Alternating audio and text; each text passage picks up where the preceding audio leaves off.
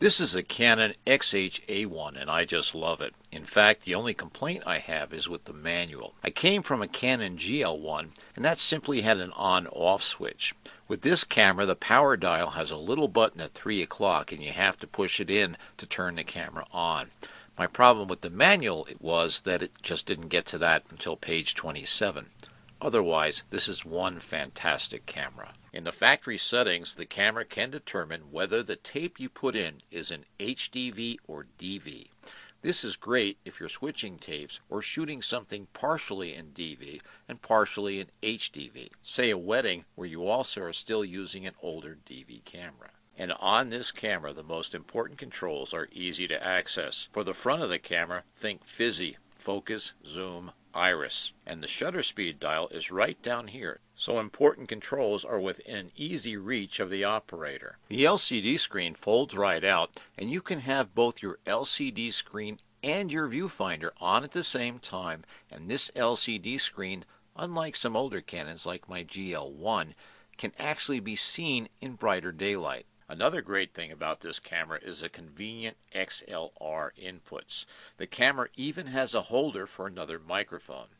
I use the holder for my Sennheiser shotgun microphone. And if you are using a mic that needs phantom power, the camera provides phantom power for you. Another fantastic thing about the camera is the large interior battery compartment, which can hold 7-hour and 9-hour batteries. It has built-in ND filters which can be set to 1/6 or 1/32 depending on how much light you want to filter out. It has adjustable manual audio controls to control audio.